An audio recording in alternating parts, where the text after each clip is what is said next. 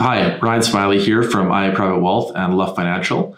Today I'm here to talk to you about reasons to be optimistic. So with all the negative news today, interest rates soaring, mortgage costs increasing, everybody talking about a pending or looming recession, I want to bring up some positives in regards to your portfolios and reasons to be optimistic.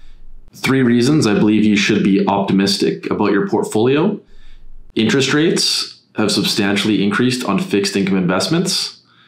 2023 equity returns have been concentrated.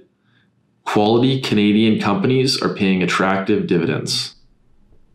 The first reason for portfolio optimism is that interest rates have substantially increased on fixed income investments. They're now higher than they have been in 2 decades. Most clients we work with have a portfolio that contains 20 to 40% fixed income investments. Now that interest rates have risen so much, those portfolios have a much higher future expected return rate because they're benefiting now and will benefit going forward from higher interest rates.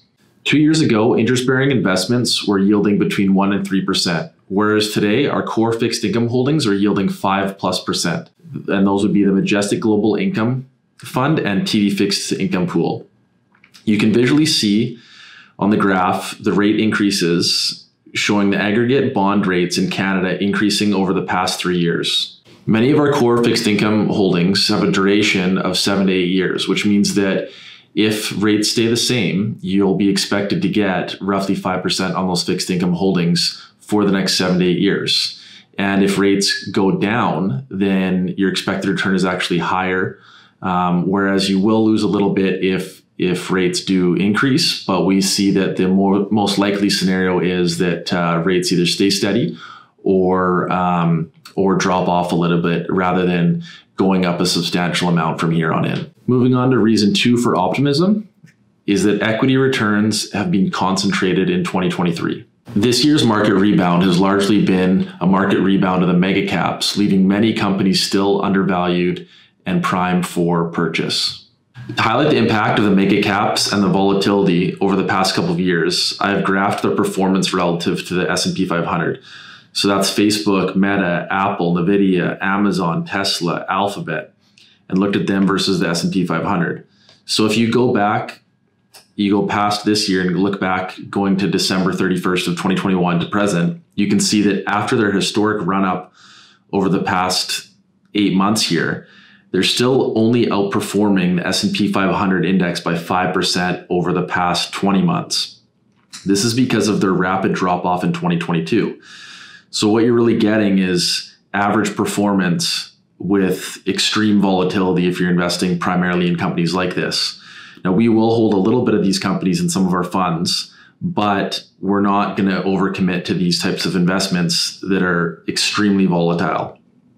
Because our portfolios are actively managed by our in-house portfolio managers, we can continually add to deep value positions and base our purchases based on the actual intrinsic value of companies rather than following the herds and going just with momentum buys because they're the hot topic on the news or in the headlines. The third reason to be optimistic is that quality Canadian companies are paying attractive dividends. Many of our investment portfolios generate income from Canadian blue chip companies. I can give you a couple examples of Canadian blue chip companies that we feel have attractive dividend yields.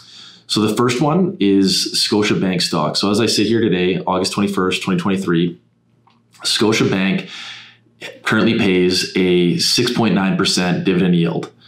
So that's, say you had I want to give a couple of real life examples of this and that hopefully you can relate to is, if you had $1 million in Scotiabank stock, you would be getting $69,000 in dividend income.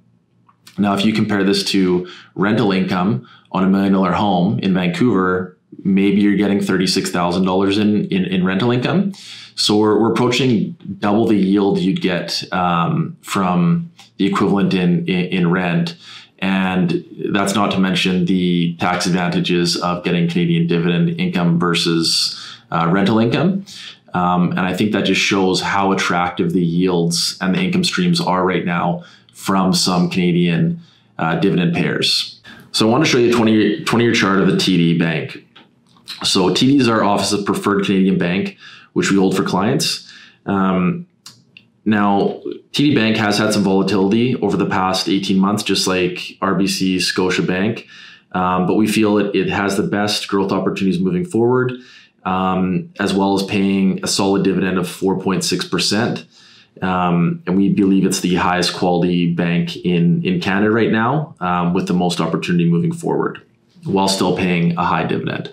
To achieve long-term success in investing, we can't get caught up in the day-to-day investment returns or monthly statements. We have to consistently look at the opportunities that present themselves and do our best to take advantage of them. Thank you for watching today. If you have any questions about your account, your portfolio, or our investment strategies, please reach out to your advisor or portfolio manager at Love Financial. Thank you very much.